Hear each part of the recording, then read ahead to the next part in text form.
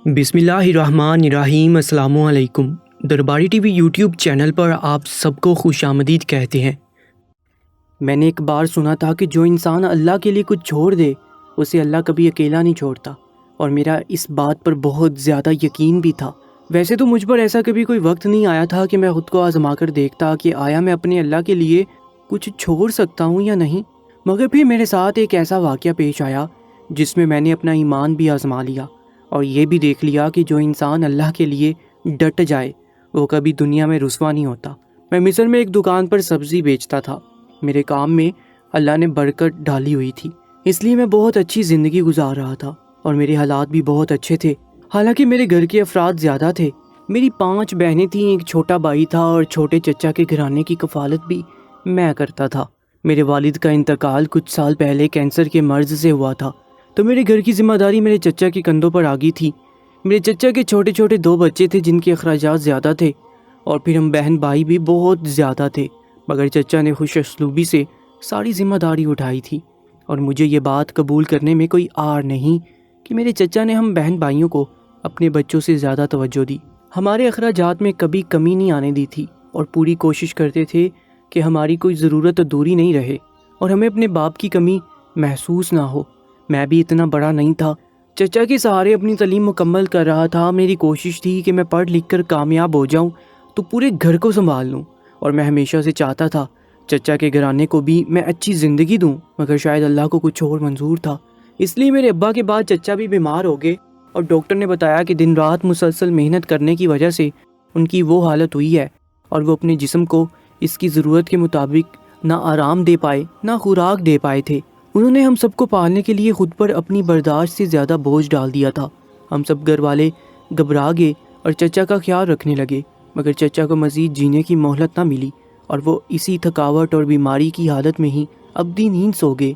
हमारे घर पर सोगवारी की कैफियत ऐसी छाई थी कि कितने रोज़ तक कोई ठीक से खा पी नहीं सका था। घर में बड़े मर्द सिर्फ मेरे अब्बा और फिर मेरे चचा थे। मैं बिल्कुल 17 बरस का छोटा लड़का था और मेरा छोटा भाई और चचा के 2 बेटे तो और भी छोटे थे। माँ और चाची वक्त से पहले बूढ़ी हो गई और मेरी बहनें मुझसे बड़ी थीं, मगर वो कमाई के लिए बाहर नहीं जा सकती थी। उनकी शादी की उम्र हो गई थी, मगर घर में जो मुश्किल और तंगी चल रही थी, कोई शादी का सोचने की भी हिम्मत नहीं कर रहा था। चचा की वफ़ात के 40 रोज़ बाद मैंने माँ से कहा कि अगर घर में कोई जमाशुदा रकम है तो मुझे दी जाए ताकि मैं कमाई करके कुछ कर सकूं। माँ ने नम आंखों से मुझे देखा और सर हिला दिया, मगर इनकार नहीं कर पाई क्योंकि वो जानती थी कि अब मुझे ही अपने और चचा के घर वालों की कफालत करना थी। माँ ने पैसे जमा किए और अपनी सोने की बालियां भी मुझे पकड़ा दी और दुआ देते हुए बोली कि आज तुम अपने घर वालों के लिए, अपने यतीम बहन भाइयों के लिए, जैसे तुम अपनी तालीम और अपनी जवानी की कुर्बानी देने वाले हो, इसका तुम्हें अल्लाह की तरफ से बहुत बड़ा अजर मिलेगा। मेरे लिए माँ के यही अल्फाज हिम्मत बनाने का काम कर गए थे। मैंने सब पैसे अपने पास संभाले और रोज़ाना ताज़ा सब्ज़ी खरीद कर बेचने लगा। बकिया बचने वाली रकम मैं घर पर लगा रहा था, जबकि सब्ज़ी बेचकर जो मुनाफा बचता वो दोबारा पहले से ज़्यादा सब्ज़ी लेने पर लग जाता। शुरू में मैंने मुसलसल कई रोज़ तक मुनाफा भी अपने कारोबार में लगाकर अपने काम को बढ़ाया और खूब मेहनत करने लगा। मैंने अपनी पढ़ाई का शौक़ पस मंज़र कर दिया था। सुबह से शाम मैं अपना काम करता और घर वापस आकर छोटे भाइयों को पढ़ाता। मेरी मेहनत की वजह से चंद माह में ही मैं इस काबिल हो गया कि किसी दुकान में सब्ज़ी और फल रख कर बेचूँ। पहले तो मैंने दुकान किराए पर ली थी। मेरा असूल बन गया था कि मैं घर पर कम रकम देता और अपने काम पर मिलने वाले मुनाफे को भी कारोबार में लगाता रहता। मेरी इस बचत की वजह से मेरा कारोबार बढ़ता चला गया। मेरी माँ की दुआ ने भी मेरा काम आसान किया था और एक दिन मैंने एक छोटी सी अपनी दुकान खरीद ली। मेरे घर की औरतें साबिर थीं और बच्चे कम खाकर भी शुक्र अदा करने वाले थे, इसलिए हमारे रिज़्क में बरकत पैदा होने लगी और 2 साल की अनथक मेहनत के बाद मैं इस काबिल हो गया कि अपने घर में खुलकर खर्चा देने लगा। मेरे छोटे भाई स्कूल में पढ़ने लगे और मेरी हिदायत पर माँ मेरी बहनों के लिए अच्छे अच्छे रिश्ते तलाश करने लगी। मैं खुद भी अपनी बहनों की शादी के लिए पैसे बचा रहा था। अल्लाह की मेहरबानी से जल्द मेरी 2 बहनों की शादियाँ हो गई और मैंने बाआसानी सादगी से दोनों बहनों के फ़राइज़ अदा कर दिए। अब मैं अपनी बाकी बहनों के लिए भी वही उम्मीद रखता था और शायद जल्द मैं उसके फ़र्ज़ से भी सुबकदोश हो जाता, मगर मेरे साथ एक ऐसा वाक़या पेश आया जिसने मेरे घर वालों को हिला कर रख दिया, और वो जो पहले ही बुरे हालातों वक्त से गुजर कर संभले थे बिल्कुल सहम कर रह गए थे। मैं रोज़ाना सब्ज़ी बेचते हुए हज़ारों लोगों से मिलता اور ان میں عورتیں بھی شامل ہوتی تھیں۔ میری ایمانداری کے ساتھ شرافت بھی مشہور تھی۔ میں نے کبھی عورتوں سے بات بھی نہیں کی تھی۔ سبزیوں کی قیمتیں میں نے ایک چارٹ پر لکھ کر سامنے رکھی ہوئی تھیں۔ عورتیں سبزی لیتی اور پیسے دے کر چلی جاتی۔ میں نے اپنی حدود اس لیے بھی یاد رکھی تھی کیونکہ میرے گھر میں بھی عورتیں تھیں۔ میری جوان بہنوں نے گھر میں باعزت رہ کر زندگی گزاری تھی اور مجھے عورت کا ایسا ہی مقام پسند تھا۔ میں یہ بات کبھی سوچ بھی نہیں سکتا تھا کہ کوئی میری بہنوں کو عزت نہ دے یا ان سے دوستانہ انداز میں بات بھی کرے۔ میرے گھر میں بس عورت کو عزت دینے کی تربیت دی تھی اور میں جیسا اپنی بہنوں کے لیے ماحول چاہتا تھا ویسے ہی ماحول دوسری عورتوں کو بھی دیتا تھا۔ مگر کچھ عورتوں کو عزت راس نہیں آتی، نہ ہی انہیں اپنی عزت کا پاس ہوتا ہے۔ کچھ عورتیں اپنا مقام خود بھی نہیں جانتی۔ میری دکان پر بھی ایک ایسی خاتون آتی تھی، وہ کچھ دن تو خاموشی سے آ کر سبزی لیتی اور پھر چلی جاتی، مگر پھر ایک دن وہ مجھ سے خواہاں سبزی کی قیمت پر بحث کرنے لگی۔ میں اسے الجھنے سے پرہیز کر رہا تھا اور پوری کوشش کی اس سے زیادہ بحث نہ کروں۔ پہلے اس نے سبزی کی قیمت نامناسب مانتے ہوئے قیمت کم کرنے کا کہا تو میں نے کچھ پس و پیش کے بعد اس کی بات مان لی۔ میں چاہتا تھا کہ وہ بات مختصر کرے اور وہاں سے چلی جائے، مگر وہ تو میرے مان جانے پر الٹا الجھنے لگی اور بولی کہ میں اسے کمتر سمجھ رہا ہوں، اس لیے ترس کھا کر قیمت کم کر رہا ہوں۔ جب میں نے اسے جواب نہ دے کر دوسرے خریداروں کی طرف توجہ کی تو وہ سبزی کے معیار کو برا کہنے لگی۔ اس کی باتوں پر مجھے غصہ آیا۔ میں بھی انسان تھا، آخر ایک بے وجہ الزام پر چپ کیسے رہتا؟ اس کی نامناسب باتوں پر میں نے اس کے پیسے اس کو دیے اور کہا کہ وہ سبزی واپس کر کے جائے اور کہیں اور سے خرید لے۔ میرے ساتھ میرے وہ گاہک بھی مل گئے جو باقاعدگی سے مجھ سے ہی سبزی خریدتے تھے۔ لوگوں نے بھی اس خاتون سے کہا کہ وہ بے وجہ الجھ رہی ہے، جبکہ میں ایماندار انسان ہوں اور نہ کبھی قیمت میں ہیر پھیر کرتا ہوں، نہ سبزیاں خراب رکھتا ہوں۔ سب میری قیمتوں اور صاف تازہ سبزی سے مطمئن تھے۔ اس خاتون نے جب سب کو میری طرف داری کرتے دیکھا تو پیسے لینے کی بجائے سبزی کا تھیلا لے کر چلی گئی۔ میرا دماغ گرم ہو گیا تھا۔ مجھے حیرت ہوئی کہ یہ کیسی خاتون تھی جو اپنی عزت نفس کا خیال کرنے کی بجائے سب مردوں کے درمیان مجھ سے الجھ پڑی تھی اور شرمندہ رہی تھی۔ حالانکہ قصور اسی کا تھا، پھر بھی مجھے بھی اس کے بارے میں سوچ کر برا محسوس ہوتا رہا تھا۔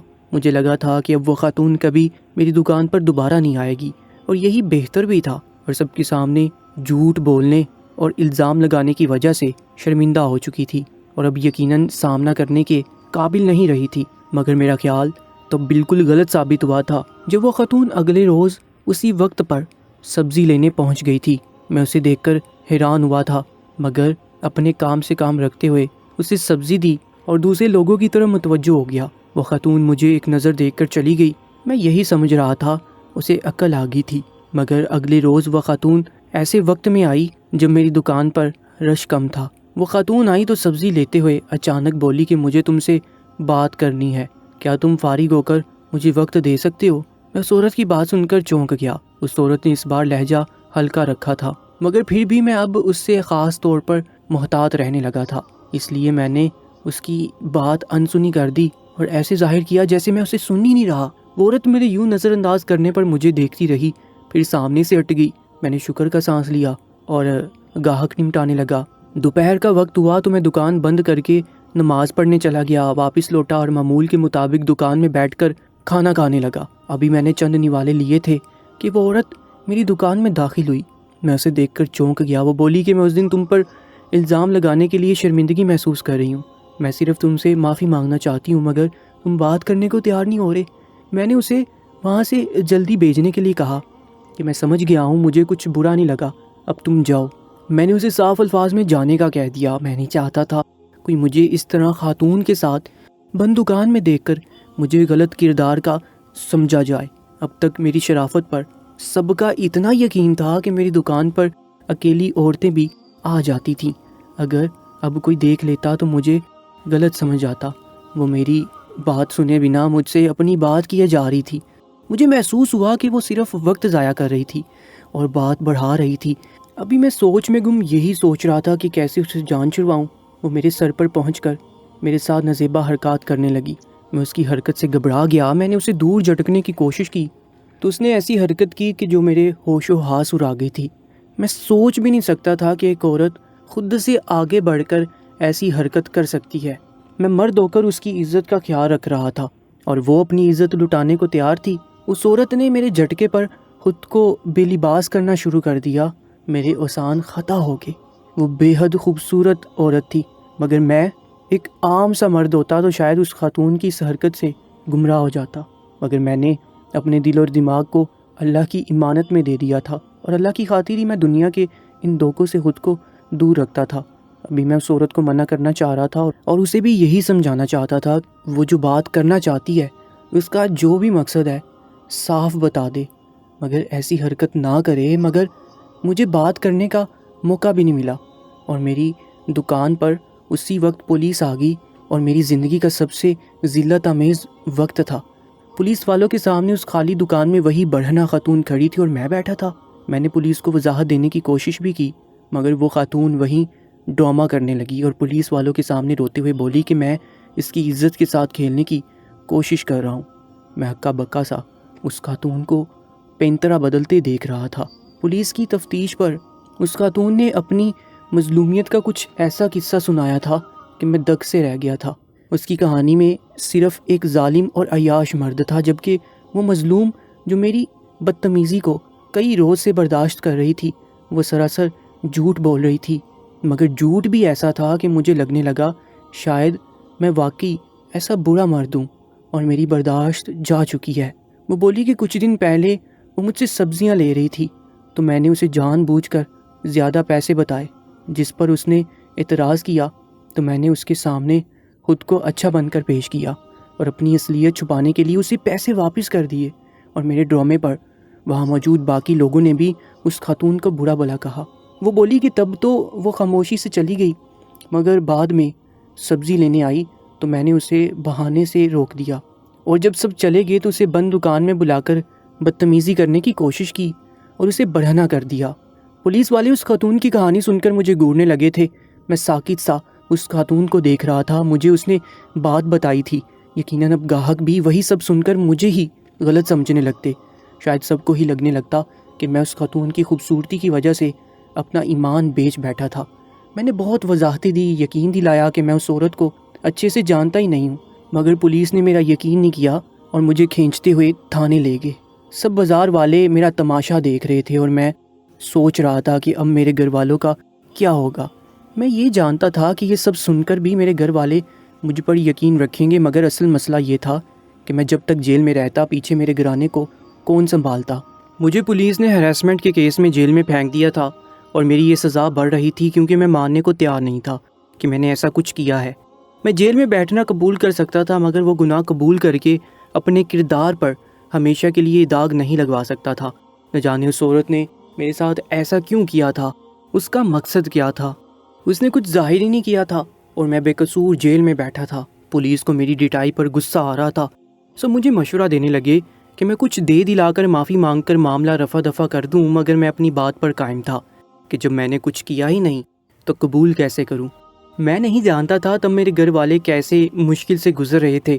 میرے چھوٹے بھائی ان دنوں دکان سنبھالنے لگے اور ان سے سبزی خریدنے کے لیے جو لوگ آتے وہ سوال کرتے کہ میں نے ایسی حرکت کیوں کی، اور کچھ لوگ ان کو نصیحتیں کرتے کہ وہ میری طرح اپنے کردار کو برا نہ ہونے دے، ورنہ انسان نہ دنیا کا رہتا ہے نہ آخرت میں کوئی مقام ہوتا ہے۔ جو میری بے گناہی ثابت نہ ہوئی تو مجھے ہراسمنٹ کے کیس کی وجہ سے 5 ماہ جیل میں رہنے کی سزا ہوئی تھی اور 50,000 کے قریب رقم جرمانے کے طور پر بھی لی گئی تھی۔ میں بغیر قصور کے اتنی بڑی رقم دے بیٹھا تھا۔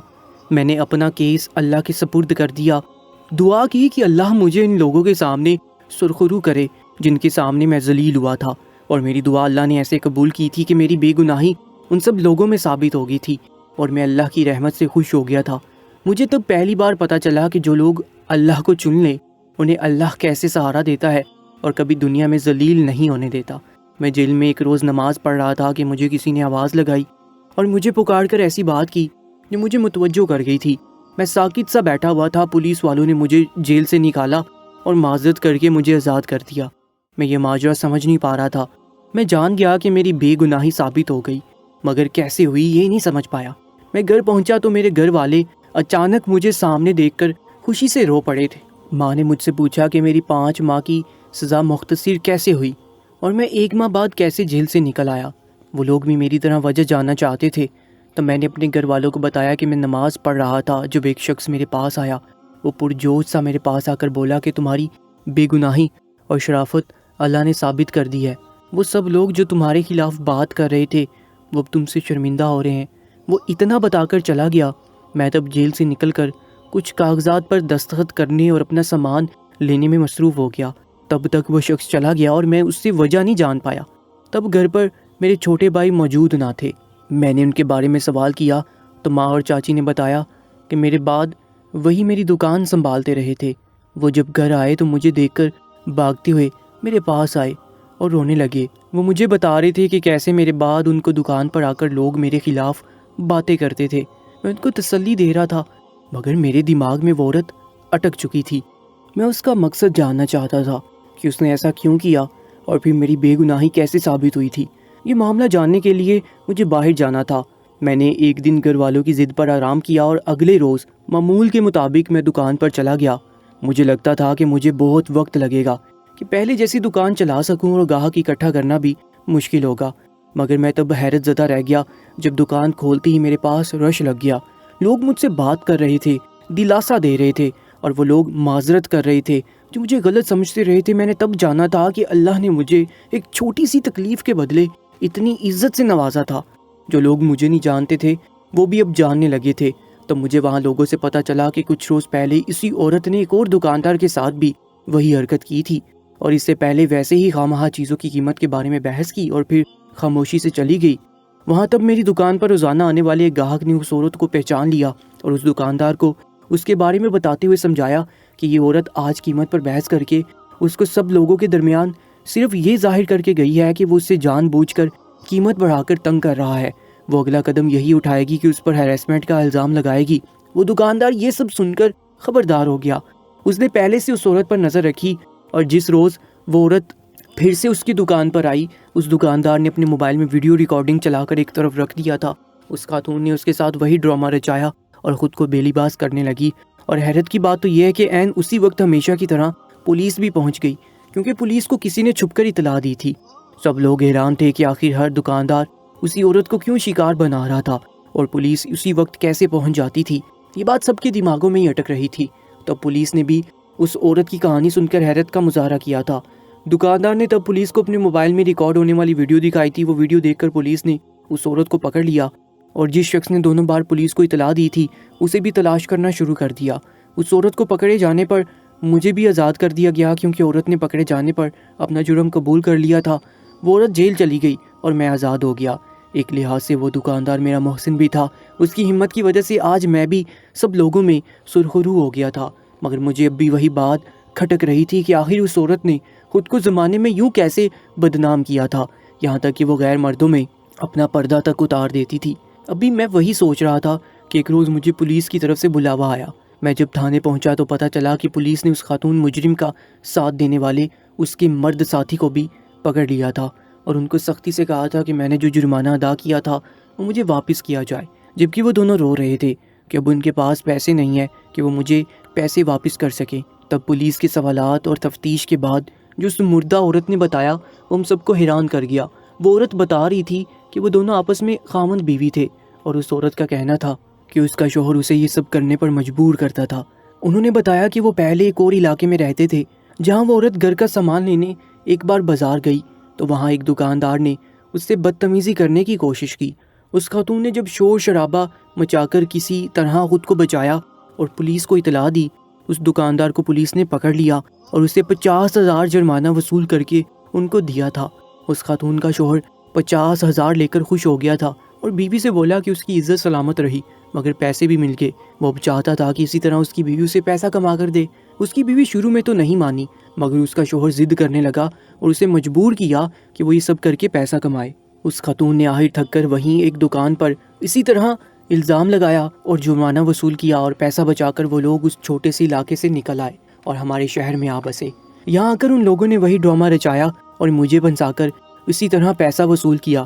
وہ مطمئن تھے کہ ان کا جھوٹ کبھی کوئی نہیں پکڑ پائے گا، مگر وہ یہ نہیں جانتے تھے کہ جب اللہ مہلت ختم کر دے تو انسان پکڑ میں آ جاتا ہے۔ ان کا جھوٹ بھی اسی طرح پکڑا گیا تھا اور ان سے غلطی ہوگی کہ ایک ہی بازار میں وہ ایک دکاندار کو پھنسا کر کچھ ہی دنوں میں پھر سے وہی ڈرامہ کر بیٹھے۔ لوگ میری وجہ سے پہلے ہی کھٹک چکے تھے، اس لیے اس عورت کو پکڑ لیا گیا اور اس کا شوہر جو ہر بار بیوی کو بیچ کر پولیس کو اطلاع دے دیتا تھا اور عین موقع پر پولیس پہنچ جاتی تھی، اسے بھی پولیس نے پکڑ لیا۔ میں تو یہ سن کر ساکت رہ گیا تھا کہ وہ عورت اور مرد خامد بیوی تھے اور ایک ساتھ مل کر یہ کام کرتے تھے۔ مجھے یقین نہیں آ رہا تھا کوئی مرد اپنی بیوی کے ساتھ مل کر ایسا کام کیسے کر سکتا تھا۔ میں نے پولیس سے بات کر کے ان دونوں کو اپنے پیسے معاف کر دیے اور صرف اتنا کہا کہ مجھے ان پر ترس آ رہا ہے، وہ کس قدر گری ہوئی حرکت کر رہے تھے۔ ان جیسے لوگوں کی اتنی سزا کافی تھی کہ لوگ ان سے نفرت کر رہے تھے اور لعن طعن کر رہے تھے۔ میں وہاں سے چلا آیا، سوچنے لگا کہ لوگ پیسوں کی خاطر اتنے نیچ قدم کیسے اٹھا لیتے ہیں۔ کیا ہم سب بھول بیٹھے ہیں کہ ہمیں ایک روز مرنا بھی ہے؟ دوستو، آج کی سچی کہانی کے بارے میں کامنٹ سیکشن میں اپنی قیمتی رائے سے میں ضرور آگاہ کیجیے گا، اور ایسی ہی سبق آموز کہانیوں اور سچے واقعات کے لیے ہماری یوٹیوب چینل کو سبسکرائب کر لیجیے گا۔ اپنا بہت زیادہ خیال رکھا کریں۔ انشاءاللہ ملاقات ہوگی ایک نئی ویڈیو کے ساتھ، تب تک کے لیے اللہ نگہبان۔